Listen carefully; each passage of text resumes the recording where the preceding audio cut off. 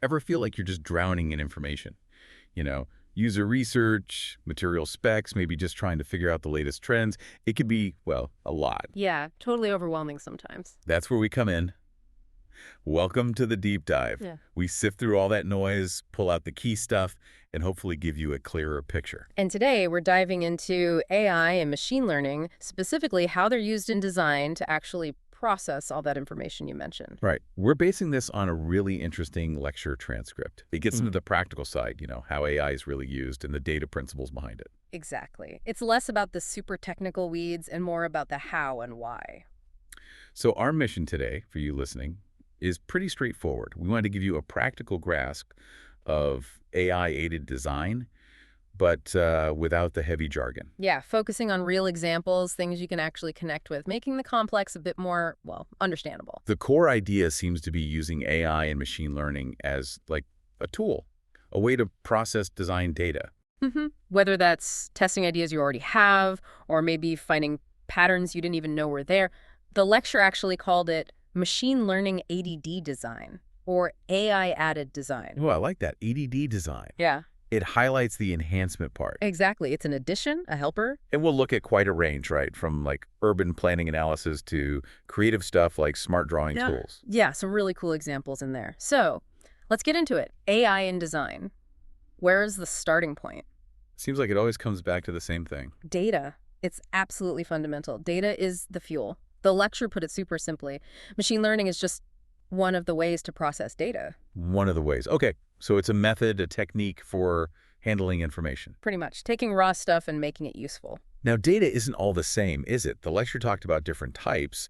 Why does that matter for, say, a designer? Oh, it's crucial. Because the kind of data you have, is it numbers in a neat table? Is it text descriptions, maybe user photos? That directly tells you what kind of machine learning tools you can even use. Okay. Like the lecture used a simple rectangle example. You could describe it with coordinates, X and Y points in a matrix. Right. Or you could represent it as a picture, an image file made of pixels. Yeah. Same rectangle, but totally different data formats. And needing different processing. Got it. So if you're looking at, I don't know, material properties versus customer emails, you need different approaches. Exactly. That's step one, knowing your data. And speaking of first steps, Yeah. there was a great quote in the lecture about visualization. Oh, yeah. That was a key takeaway for me. Visual analytics is the always go first and go forever. With your, like, a machine learning process. I love that. Always go first and go forever. Why? Why is seeing the data so vital? Because that's how you start making sense of it. You move from just noise, just raw data, towards information, then knowledge, maybe even wisdom eventually, like that data pyramid At the IKW pyramid, yeah. Visualization helps you climb that pyramid. Yeah. It shows you things simple stats hide. Remember that example. Data sets with the exact same average, but looked completely different when plotted out. One was clumped, one was spread out. Exactly. Visualization catches that. It reveals the underlying structure, the variations. So seeing the spread of user preferences or how material tests cluster, that's way more insightful than just an average number. Absolutely. And the lecture gave those 4 frameworks for visualization, too. Right.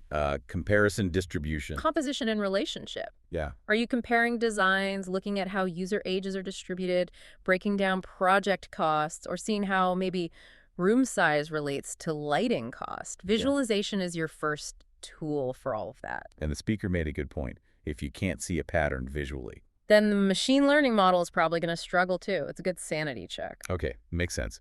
So we've got data, we've looked at it, but real-world data is usually messy. Oh, definitely. It's rarely perfect. That's where preprocessing is essential. Cleaning it up. Cleaning it up, yeah. And preparing it. The lecture mentioned scaling data. Scaling, like making everything use the same units. Sort of, yeah. It's about bringing different features onto a similar scale. So if you have age and years and income in thousands, you scale them so the income numbers don't totally dominate just because they're bigger. Helps the model train better. Okay. Like using min-max scaling, putting everything between 0 and 1. Exactly. That's one common way. What about holes in the data? Missing bits? Or crazy values? Yeah, missing values are a big one. You can't just ignore them usually. You need to think about why they're missing. Is it random? Is there a pattern to it? Okay. And outliers. those weird points way off from everything else. Right. You need to identify those and decide what to do. Sometimes they're errors, sometimes they're genuine but unusual cases. Again, visualization helps spot them. You also need to think about where the data came from, Yeah. right? Bias. Hugely important. Huh. Who collected it? Why? Does it represent everyone you want it to represent? Bias in data leads to biased AI results. Garbage in, garbage out. Right. And for really complex data with tons of features, how do you even wrap your head around that? That's where dimensionality reduction comes in handy. Techniques like PCA and t-SNE. TCA and t-SNE. Okay, what do they do in simple terms? Well, PCA tries to find the main underlying patterns, the most important combinations of features that explain most of the variation, kind of boils it down. Okay, simplifies it. And t-SNE is really cool for visualization. It takes super high-dimensional data, stuff you could never plot, and squishes it down into 2D or 3D so you can actually see if there are clusters or groups forming. Like that example with the story map tags, seeing which themes group together. Exactly like that. Really powerful for exploration. All right, so data's prepped, maybe simplified. Now we actually teach the AI. How does that work? This is crucial. You have to split your data, usually into 3 sets: training, validation, and testing. Train, validate, test. Okay, why 3? So the training set is what the model actually learns from. That's its textbook, its practice problems. Got it. The validation set is like a practice quiz. You use it while you're building the model to tune it, to see how well it's learning, maybe adjust things. Okay, like checking your work. Exactly. And the testing set, that's the final exam. It's data the model has never seen before. Use it only at the very end to get an honest measure of how well it will perform in the real world. So you're making sure it didn't just memorize the training answers, but can actually generalize. Precisely. That's the whole goal, generalization. And the lecture mentioned k-fold cross-validation too. Right, that sounds more complex. It's just a more robust way of doing the validation part, like Yeah. taking several different practice quizzes to get a really reliable score before the final exam. Okay, and you have to be careful how you split if your data categories are unbalanced or if it's time-based data. Yes, definitely. You can't just randomly split time series data, for example. You usually train on the past and test on the future. Makes sense. Now, sometimes one model isn't enough. Ensembles. Right, ensemble methods. The idea is basically combine multiple models to get a better result than any single one could achieve on its own. Like getting a second opinion or a committee. Kind of, yeah. Methods like bagging, boosting, stacking, Yeah. they're all ways to build and combine multiple models. Random forests are a famous example. They use bagging with lots of decision trees. A forest of trees is better than one. Okay. Generally, yeah. More robust. Now, the lecture kept hitting 2 main types of problems: regression and classification. Let's break those down for design. Regression first. Sure, regression is when you're trying to predict a continuous number, a value. Like predicting how much energy a building design will use. Exactly. Or predicting a house price, like the Boston housing example. Or predicting how far along diabetes might progress based on health metrics. Okay. Or the MPG dataset predicting fuel efficiency based on car stats, like weight. Perfect example. Right. And the lecture even showed how AI could learn simple equations like Celsius to Fahrenheit conversion. That's a deterministic regression problem. It can learn the formula. Even a multiplication table, though it noted it was more approximate there. Yeah, it can learn to approximate those relationships. It's all about predicting a numerical output. Okay, so regression, predicting numbers. What about classification? Classification is about putting things into buckets, assigning labels or categories. Like sorting user feedback into positive, negative, neutral. Exactly. Or the classic iris dataset classifying flowers based on petal and sepal size. Right. Or medical uses like predicting if a tumor is benign or malignant. Yes, based on its features. The wine quality example, classifying wine type based on chemical properties, that's another one. And the key there was randomizing the data first. Yeah, you don't want the model learning some accidental order in your data. You want it learning the actual features. Got it. Then we got into the heavy hitters. Neural networks. They sound powerful, but maybe a bit intimidating. They can be, but the core ideas are understandable. Different types are suited for different data. Like dense networks. For what kind of design task? Maybe simpler image tasks, like recognizing font styles. It sort of flattens the image data first, like the EMNI's handwritten digits example. Okay. But for more complex images, like product photos. Then you'd likely use a convolutional neural network, a CNN. They're brilliant at finding local patterns, edges, textures, shapes, which is key for visual understanding. Think fashion item recognition. Right. And RNNs, recurrent neural networks. Those are for sequences. Data where order matters, like tracking user clicks on a website over time or maybe predicting material stress over repeated cycles.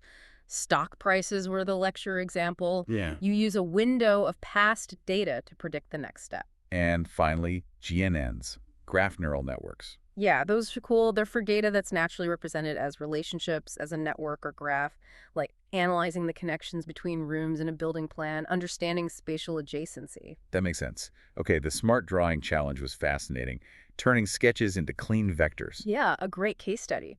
But the first approach didn't quite work, just training on perfect shapes. Right. It hit a wall. Because if someone drew a circle slightly differently or in a weird spot on the canvas, the model got confused. It hadn't seen that exact variation. Exactly. The speaker pointed out you'd need, like, infinite examples to cover every possibility on a blank canvas. It showed the limits of just memorizing. So what was the smarter approach? They switched to analyzing the process of drawing, looking at the changes in direction as the pen moves, using something called cosine similarity on those direction changes. So focusing on the how it's drawn, not just the final look. Precisely. Right. That way, it could recognize the intent behind the shape, even if it wasn't perfectly executed. The anecdote about the heart shape being drawn differently really drove that home. And the demo showed it giving probabilities for shapes as you drew. Yeah, showing it wasn't just matching exact templates, but understanding the dynamic features. It's a much more robust way. And that led to the idea of a smart commander, predicting next actions. Yeah, like a recommendation engine for design software based on your history, understanding sequences of actions using similar ideas. We've danced around overfitting a bit. The lecture had that graph. Can you define overfitting clearly? Why should designers worry about it? Overfitting is basically when your AI model learns the training data too well. It memorizes the specifics, including noise and random quirks, So it gets an A+ on the practice problems. but bombs the final exam because it can't handle anything slightly new. It fails to generalize. And the graph showed that.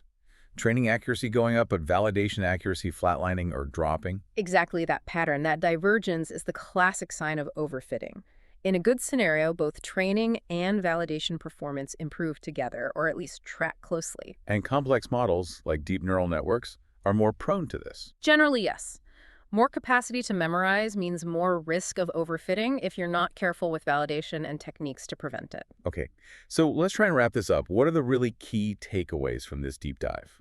I think the biggest one is that AI and machine learning are seriously powerful tools for processing data in design. They can unlock insights. But they're not magic wands. Definitely not. It hinges on understanding your data, preparing it properly, and being really careful about how you evaluate the models. Remember that core definition.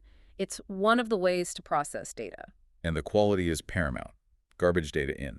Garbage insights out. Always. Understanding and prepping the data is non-negotiable. It sounds like it's very much an iterative process, too. Experiment, visualize, refine, repeat. Absolutely. It's a tool to augment the designer's skill and intuition, not a replacement. So a final thought for everyone listening. Think about the data in your own work, whatever field you're in, even if it's not traditional design. Yeah, what information do you deal with? Could these kinds of processing methods, visualization, pattern finding, prediction, could they reveal something new or make things more efficient for you? Maybe even explore some of those public data sets we mentioned from Sklearn, TensorFlow, PyTorch, just to get a feel for it. Great idea. It's a fascinating area, and hopefully this discussion has made it feel a little less intimidating and a bit more practical.